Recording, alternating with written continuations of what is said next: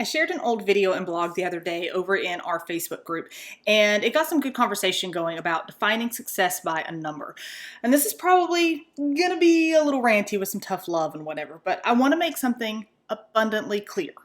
You will never, and I mean never, hear me say in this general advice format that you should charge a certain amount for your massage.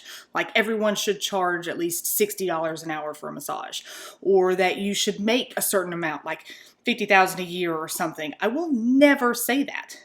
And if I do, feel free to reach on over and remind me of these words with a swift smack upside the head, because none of that is okay.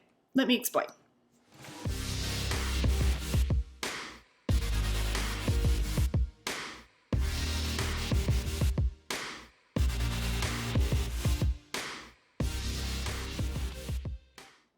Hey y'all, Savannah Bell here with My Massage World, where I give business advice and strategies for the real world. And in the real world, we all have very different scenarios. What is right for one person will be absolutely wrong for another. And we can get so fixated on numbers, especially when it comes to goals and our idea of success, that it can cloud reality.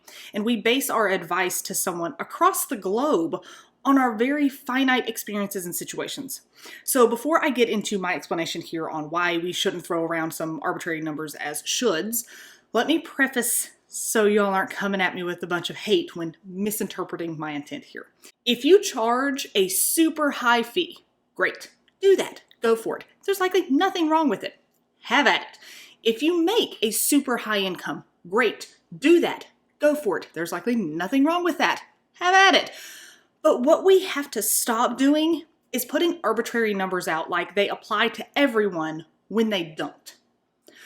First point I want to make abundantly clear. Everyone's needs are different. I've heard some people say things like $60 an hour should be the absolute minimum, or it's been $1 a minute for 30 years and you should be way above that now. And I've seen people saying, $50,000 a year should be minimum income for a massage therapist. And I completely understand the sentiment here, I do.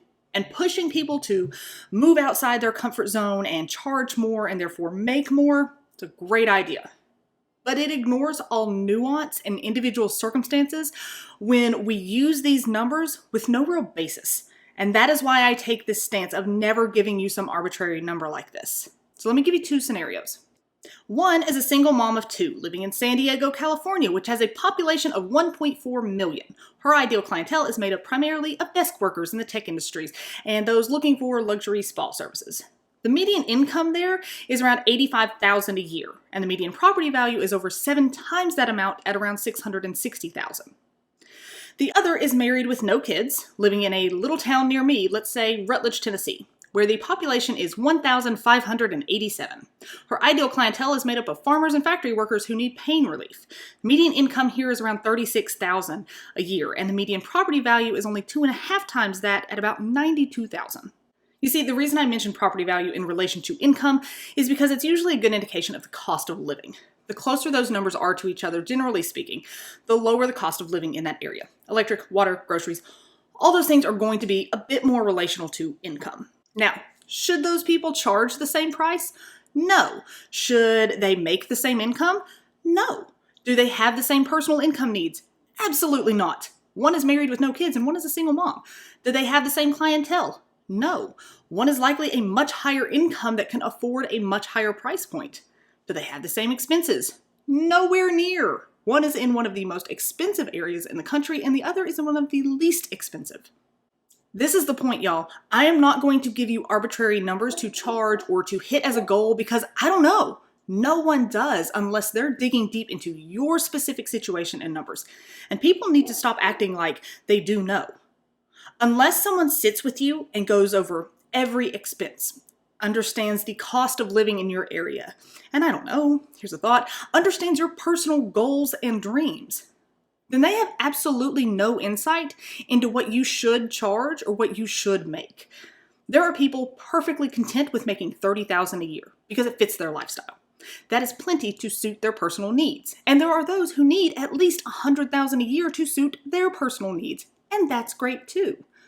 We can and should celebrate those charging more, making more, and attaining what many think is impossible to do as a massage therapist, especially as a solo therapist. Absolutely.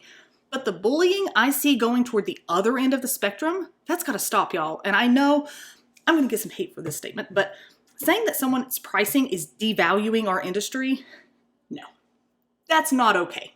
They're not devaluing it. They're charging less than you think is okay, and that's your opinion.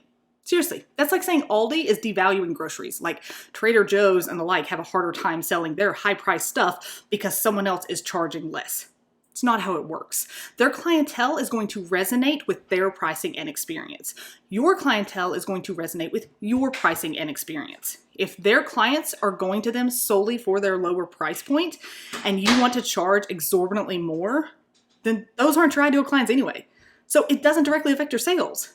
Your marketing, your clientele, your pricing, your client experience, all those things have to line up, whether that's on the lower end of things or the higher end of things. There are plenty of clients to go around. Y'all, I will stand up and celebrate and cheer on anyone willing to move past their money mindset issues and step out of their comfort zone. And I am all about encouraging people to raise their prices when it suits their needs and goals. But I'm also going to respect those who don't or can't raise their prices or increase their income. It's like, I love seeing people bring in higher profits so that they can turn around and be charitable with those profits or with their time and give free or super low priced massage to those who normally can't afford it at all. But there's an entire sect of the population that doesn't want or really need the charity, but they can't afford a really high priced massage either. They need those lower prices in order to obtain pain relief or relaxation or whatever else the benefit is. And so many act like it's only one extreme or the other, and every client in the middle of the income spectrum gets lost, and we act as if they're just not prioritizing their health or managing their finances when we have no clue what their situation is, just like we don't have a clue about other therapists. There are so many nuances, so many personal situations, expenses, and things we simply don't understand that we can't throw around these arbitrary numbers. So please, we shouldn't shame someone for charging super high fees or tailoring to a high-income clientele. Those clients need massage just like any other, and those therapists have specific needs and goals that they're working to achieve. Same goes for the other side. We shouldn't shame someone for charging low fees or tailoring to a middle to low income clientele. Those clients need massage just like any other, and those therapists have specific needs and goals they're working to achieve. So y'all, just be kind and be reasonable. Stop projecting your own very finite experience, goals, needs, and situations onto every random therapist that you come across and assuming things that don't necessarily apply. Instead, dig deep with them and help or point them in the direction of someone who can do that with them. Thank you so much for watching today. Be sure to check us out over at mymassageworld.com. Follow us on all your favorite social media platforms, sign up for our emails, join our Facebook group, and keep an eye out for updates, business tips, free content, and all kinds of other goodies to help you grow your massage practice. See you next time.